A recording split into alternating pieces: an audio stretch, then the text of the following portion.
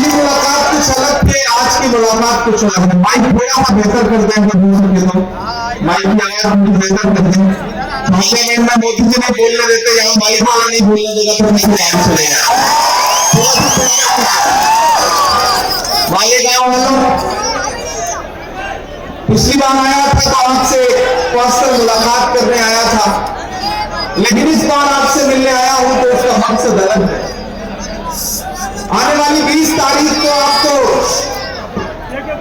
EVM booth पर जाना है और हिंदुस्तान के मुस्तकबिल का फैसला करना है, भूले के मुस्तकबिल का फैसला करना। मैं हिंदुस्तान के अलग अलग शहरों से होता हुआ आपके बीच में आया हूं।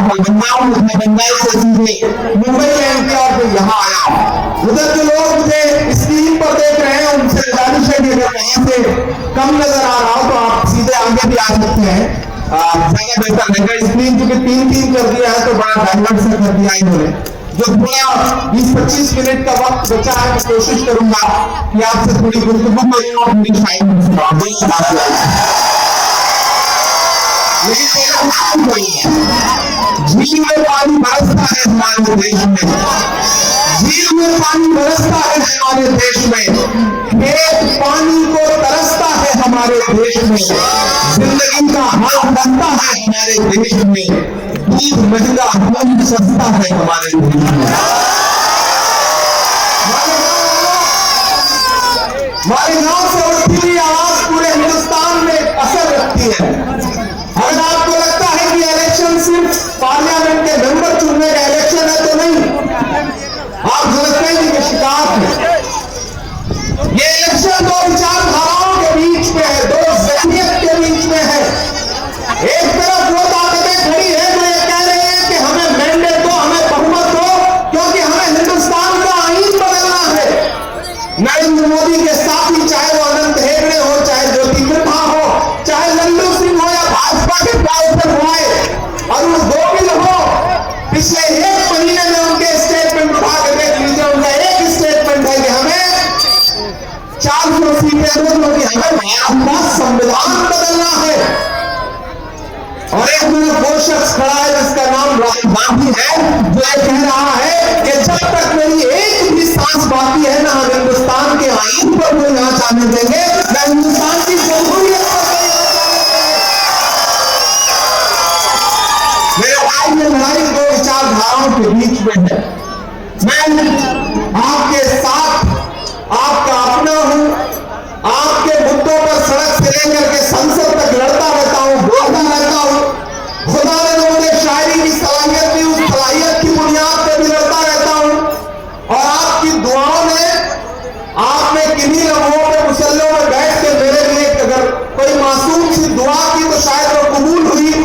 तो मुझे हिंदुस्तान की सबसे बड़ी पंचायत में यानी कि राज्यसभा में जब पहुंचने का मौका मिला तो मैं कोशिश कर रहा हूं कि वहां भी आपकी आवाज एक मुश्किल वक्त से देश गुजर रहा है। देश के प्रधानमंत्री खड़े होकर के हर मंच पर हिंदू मुसलमान मंदिर मस्जिद, सिर्फ 2 भाषण है उनके पास, हिंदू मुसलमान मंदिर मस्जिद। लेकिन राहुल गांधी किन मुद्दों पर बात कर रहे हैं, कांग्रेस किन मुद्दों पर बात कर रही है कि अगर हमारी सरकार बनी तो हम नौजवान को रोजगार देंगे, हमारी सरकार बनी तो हम औरतों के लिए महालक्ष्मी योजना लाएंगे। जो हमारा मैनिफेस्टो है कांग्रेस पार्टी का, जिसको हम न्याय पत्र कहते हैं। मेरी खुशनसीबी है कि मैं महज 36 साल की उम्र में कांग्रेस की मैनिफेस्टो कमेटी का मेंबर हूं। वो जो मैनिफेस्टो बना है उसमें मैंने आपकी नुमाइंदगी की है, आपकी तरफ से आपकी वकालत की है उस मैनिफेस्टो को बनाने में। जिस मैनिफेस्टो में पी चिदम्बरम है, शशि थरूर है, जयराम रमेश है, वहां पर इमरान प्रतापगढ़ी आपकी नुमाइंदगी कर रहा है। और वहां जो लिखा गया है उसके लिखने में, उसके कहने में इमरान प्रतापगढ़ी का विरोध है। मैंने बनाया है उस मैनिफेस्टो को। वो मैनिफेस्टो हिंदू मुस्लिम की बात नहीं करता, वो कहता है कि अगर कांग्रेस पार्टी की सरकार बनी, सेंटर में इंडिया अलायंस की सरकार बनी, तो हर गरीब परिवार की औरत को सालाना 1 लाख रुपया मिलेगा। तो मैं मालेगांव से अपनी माओ बहनों से कहना चाहता हूं कि अगर इंडिया अलायंस की सरकार बन गई, आपने शोभा ताई को मेंबर ऑफ पार्लियामेंट बना करके लोकसभा में पहुंचा दिया, तो सरकार बनने पर मुझे लगता है कि हिंदुस्तान के जिस शहर का सबसे बड़ा फायदा होगा वो यकीनन मालेगांव शहर होगा। और एक चीज जान लो मेरे भाई मालेगांव वालों, अभी मैंने सुना खुले में गृह मंत्री जी आए थे अमित शाह साहब, हो सकता है 1-2 दिन में प्रधानमंत्री जी भी आए, आसपास आएंगे ही। लेकिन एक बात जान लो, भाषणों में नरेंद्र मोदी जी कुछ भी बोले, मैं केरल से लेकर के पश्चिम बंगाल से लेकर बिहार से लेकर राजस्थान से लेकर उत्तराखंड से लेकर उत्तर प्रदेश होते हुए पूरे देश में कैंपेन करता हुआ यहां पहुंचा हूं।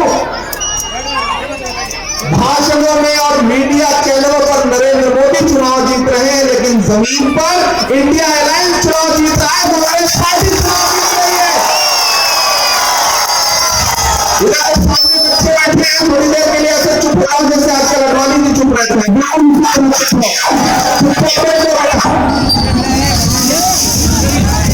मेरा भाई प्रधानमंत्री जी के नीचे से जमीन खिसक गई है।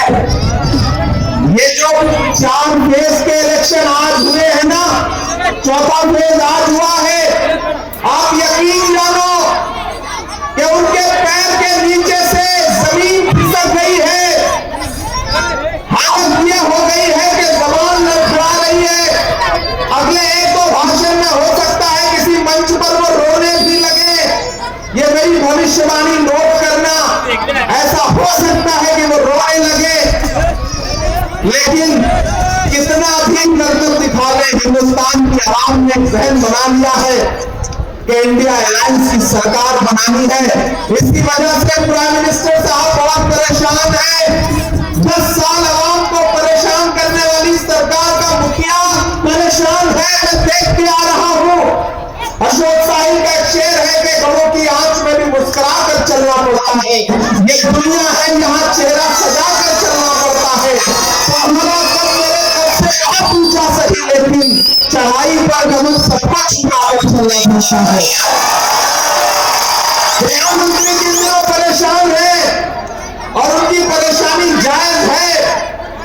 मैं तो मालेगांव वालों आज शोभाताई के लिए आपके सामने दामन फैलाने के लिए आया हूं, लेकिन मुझे यहां आके पता चला उनका तो मायका है मालेगांव में।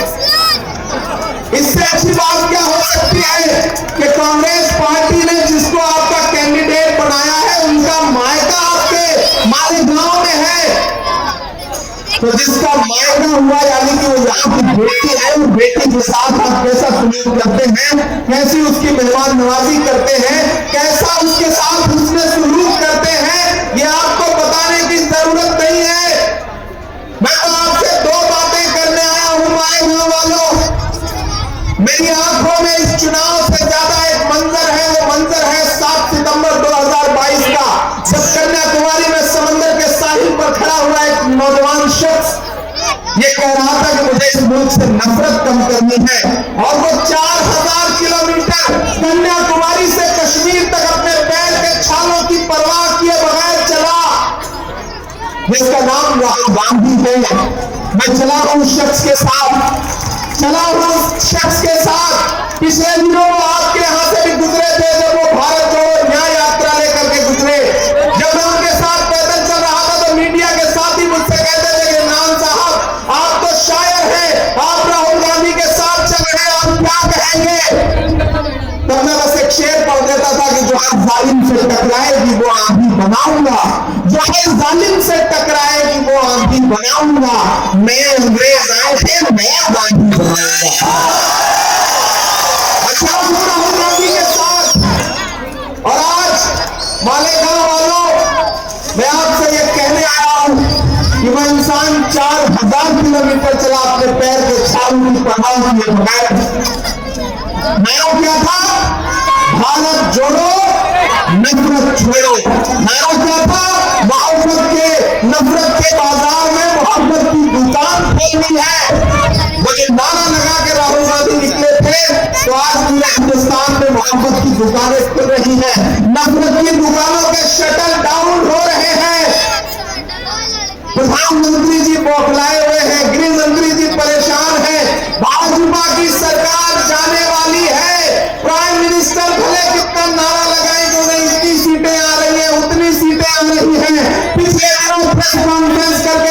गांधी ने कहा कि इस लोकसभा इलेक्शन में भाजपा किसी भी कीमत पे 180 सीट का आंकड़ा नहीं पार करेगी, नहीं पार करेंगे, नहीं पार करेंगे।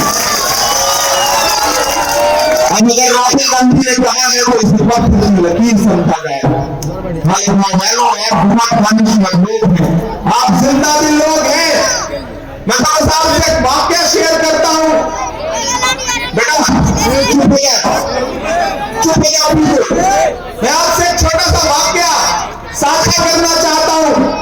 मयाम बादशाह सिकंदर ने जब यूनान फतेह किया तो यूनान फतेह करने के बाद वो जीत का जश्न मनाने के लिए शहर की सड़कों पर निकला। उसने देखा कि पूरा शहर जश्न मना रहा है, लेकिन सड़क के किनारे पेड़ के नीचे एक इंसान चादर तान के सो रहा है। सिकंदर को गुस्सा आया। सिकंदर अपने घोड़े से उतरा और एक सोते हुए इंसान के पास गया और उसे जोर की एक लात मार के कहा कि क्यों रे फकीर, पूरा शहर जश्न मना रहा है, मैंने शहर फतेह कर लिया और तू सो रहा है। उस फकीर ने उम्मीदी आंखों से सिकंदर की तरफ देखा और देख करके कहा कि शहर फतेह करना बादशाहों का काम है, लेकिन लात मारना जमीन का काम है। या खुदा की कायनात में इंसानों की इतनी कमी हो गई है जो उसने बादशाह गधे के हाथ में सौंप दी। बताओ हमारे गांव वाले 2014 में आपको भी बड़ी महंगाई थी, हमको भी पड़ी, फिर नोटबंदी की लात पड़ी, फिर जीएसटी की लात पड़ी और सबसे बड़ी लात जो पड़ी वो नफरत की पड़ी इस मुल्क में। आज मुल्क में किस ट्रेन में, किस चौराहे पर कौन सी भीड़ लिबास देख करके किसे मार दे कोई अंदाजा नहीं है। ये जो नफरत पूरे मुल्क में फैलाई गई, इसका जिम्मेदार कौन है? इस मुल्क का हाकिम जिम्मेदार है। और उस नफरत को कम करने की कोशिश कौन कर रहा है? राहुल गांधी कर रहे हैं। मैं यहां खड़ा होकर के मालेगांव वालों आपसे कहना चाहता हूं कि आप तो इस बात पर ईमान रखते हो ना कि मजदूर का पसीना सूखने से पहले उसकी मजदूरी उसको देनी जाए। रखते हो ना इस बात पर ईमान? रखते हो ना? मैं रखता हूं इस बात पर ईमान कि मजदूर का पसीना सूखने से पहले उसकी मजदूरी उसको दे दी जाए। मैंने देखा है राहुल गांधी के पैर में छाले, मैं देखा है राहुल गांधी का बहता हुआ पसीना। न वो छाले अभी सूखे हैं, न वो पसीना अभी सूखा है। मैं मालेगांव में राहुल गांधी की मजदूरी मांगने के लिए आया हूं मालेगांव वालों। और वो मजदूरी है शोभा ताई को जिता करके पार्लियामेंट भेजिए। आने वाली 4 जून को जब हिंदुस्तान में इंडिया गठबंधन की सरकार बने और हमारी आंखें वो मंजर देखें कि राहुल गांधी इस मुल्क के प्राइम मिनिस्टर की शपथ लें, तो एक तरफ शोभा ताई बच्चा खड़ी हुई, एक तरफ इमरान खड़ा हो। मैं मंजर देखना चाहता हूं और ऐसा होने जा रहा है। मैं पूरी जिम्मेदारी से महाराष्ट्र की इस तारीखी सरजमीन पर मालेगांव में खड़ा होकर के ये कह रहा हूं आपसे, नोट करिएगा मेरी बात को कि तमाम कर्तव्य करने के बाद भी, तमाम हिंदू मुसलमान करने के बाद भी प्रधानमंत्री जी हर दिन अलग अलग तरीके का नमक मिर्च लगा के भाषण दे रहे हैं, लेकिन ऐसा लग रहा है जैसे आवाम ने कान बंद कर लिए हो, कुछ सुनना ही नहीं चाह रही है। वो सीधे सीधे उनसे उनके 10 सालों का बदला लेना चाहती है जिसमें महंगाई आसमान पर है। उनके जितने नारे थे वो झूठे साबित हुए। बहुत हुई महंगाई की मार, अब की बार मोदी सरकार ये नारा याद है? वो नारा कहां चला गया? वो पेट्रोल डीजल जो 58 रुपए का था वो 100 रुपए के पास पहुंच गया। गैस सिलेंडर 400 वाली 1000 के पार पहुंच गई। आटा, चावल, दूध, दही, पनीर, छाछ, लस्सी, किस चीज पर महंगाई नहीं आई? भाजपा की सरकारें तो वो सरकारें हैं जो अपनी पसंद की फिल्में टैक्स फ्री करती हैं और कफन पर जीएसटी लगाती है। कफन पर टैक्स लगाया उन्होंने। मैंने पार्लियामेंट में उसके खिलाफ आवाज उठाई थी। मैं इसलिए खड़ा होकर के यहाँ कहता हूँ, भाजपा वाले अपने भाषणों में, प्राइम मिनिस्टर साहब अपने भाषणों में कांग्रेस से 70 साल का हिसाब मांग रहे हैं। इस पार्लियामेंट में खड़े होकर के मोदी जी उधर से भाषण दे रहे थे, बताओ कांग्रेस वालों तुमने 70 साल में क्या किया? खड़गे जी इधर बैठे थे, हमसे पलट के बोले इमरान मत बताना, जो बताओगे उसको भी बेच देंगे, बेचने का है मत बताना। मैं तो भाजपा वालों से कहना चाहता हूं, अरे भाजपा वालों जो सरकार अपना चलाया हुआ 2000 में नोट 7 साल नहीं चला सकी, वो हमसे 70 साल का हिसाब मांगती है। जो अपना चलाया हुआ नोट नहीं चला सके वो देश में चलाएंगे? नहीं चला सकते। इनका नारा था बेटी बचाओ बेटी पढ़ाओ। हमारी आंखों ने वो मंजर देखा कि वो चाहे हाथरस हो, चाहे उन्नाव हो, चाहे जंतर मंतर पर बैठी हुई हमारी बेटियां हो ओलंपिक पदक लाने वाली, उनको किस तरह पुलिस के जरिए घसीटा गया। और अभी कर्नाटक में जेडीएस जो भाजपा की सहयोगी पार्टी है, उसका एक मेंबर ऑफ पार्लियामेंट है जिसका नाम है प्रज्वल रेवन्ना, उसके खिलाफ तकरीबन 2000 महिलाओं से रेप के आरोप लगे और प्राइम मिनिस्टर उसके लिए वोट मांगने गए थे। ये है इनके बेटी बचाओ बेटी पढ़ाओ नारे की सच्चाई। तो मैं आज आपके बीच में खड़ा होकर के आपकी बेटी के लिए, आपके परिवार की बहन के लिए वोट की अपील करने आया हूं मांगने वालों। और पूरे महाराष्ट्र में कांग्रेस पार्टी की लहर चल रही है, महाविकास अघाड़ी की आंधी चल रही है। जब 20 तारीख को बूथ पर जाना तो ये सोच के जाना कि आपका दिया गया एक एक और जो हाथ के पंजे के सामने वाली बटन पे दबाओगे जो दूसरे नंबर पर है, आपका दिया गया एक एक और सिर्फ शोभा ताई को नहीं मिलेगा, मोहब्बत के उस मसीहा को मिलेगा जिसका नाम राहुल गांधी है। आपका दिया गया एक एक और मल्लिकार्जुन खड़गे जी को भी मिलेगा।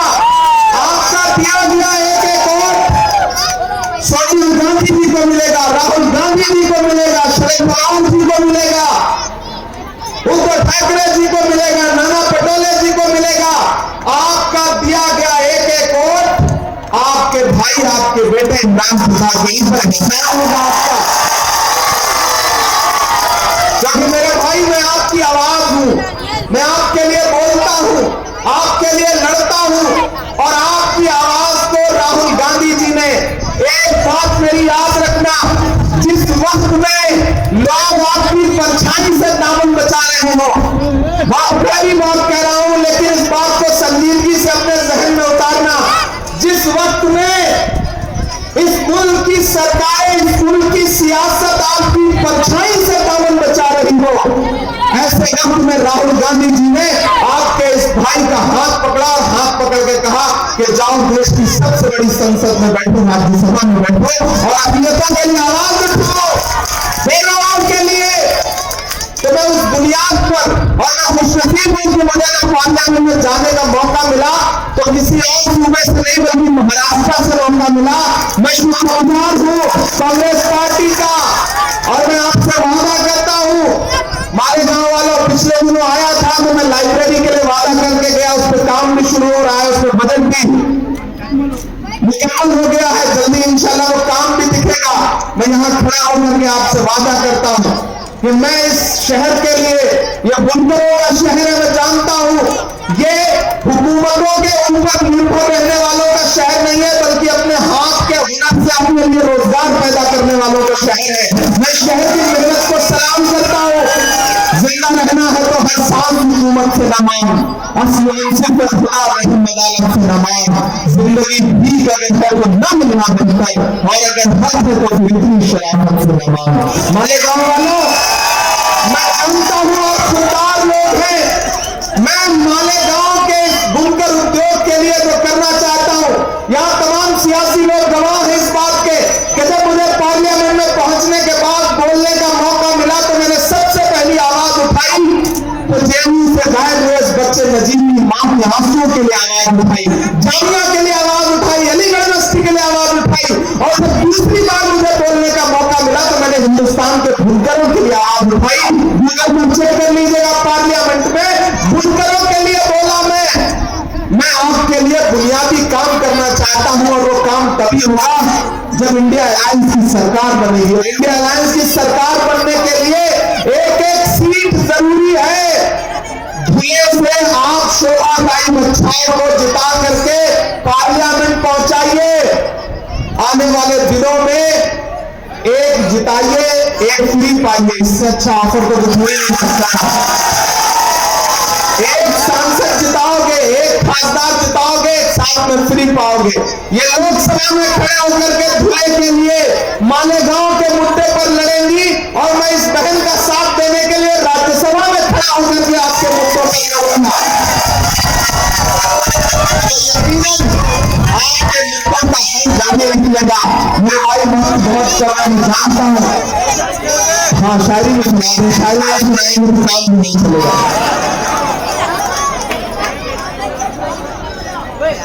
अच्छा, एक चाचा कह रहे हैं कि बटन देर तक दबाओ, सबको ये बात बता दीजिए। मैं तो चाहता हूँ बटन इतनी जोर से दबाओ कि मैं दिल्ली में मौजूद रहूं, तुम्हारे गांव की आवाज मुझे दिल्ली तक सुनाई इतनी जोर से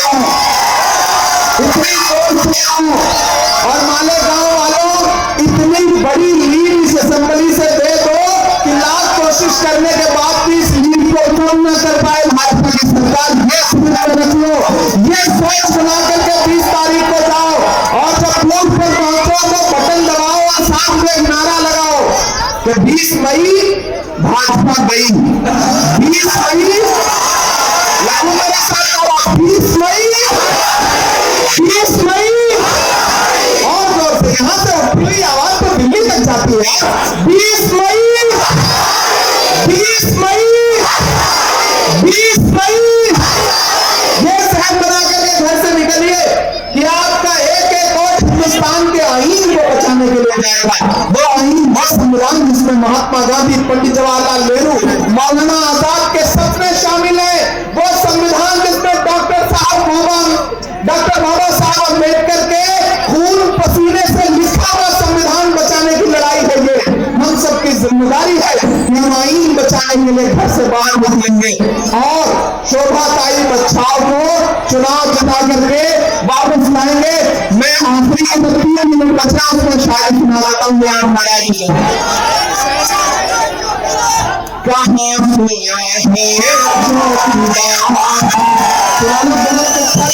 सुनाने के लिए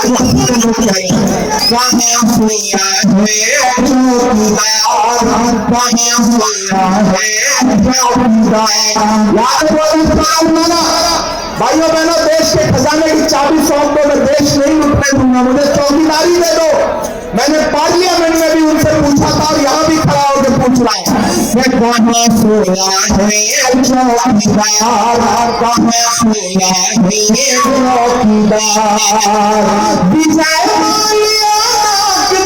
नीचे से हो गया करार,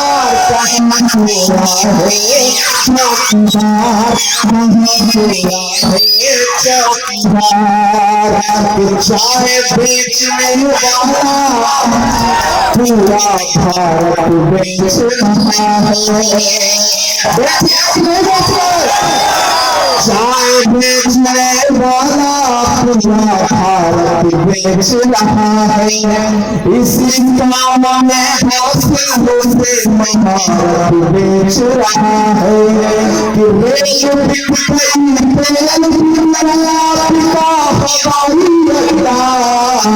सब कुछ बिकता देख खुश है अपने जेबी लगता।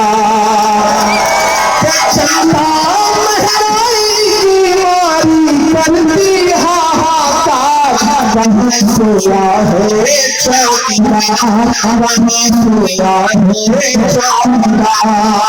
वालों हजारों किलोमीटर दूर से आया हूँ। मेरे आने को मायूस मत होने दीजिएगा, मेरे आने को जाया मत करिएगा। मैं चाहता हूँ शोभाताई के लिए एक एक हाथ उठा करके इन्हें साथ मिलाइए। इधर भी एक एक हाथ आपका हवा में उठा हुआ हो, इसी हाथ को लेकर हाथ शोभाताई को जताइए, पार्लियामेंट पहुंचाइए।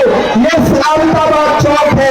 इंशाअल्लाह एक बार फिर 4 जून के बाद वापस आऊंगा आपका शुक्रिया अदा करने के लिए। मेरे आने को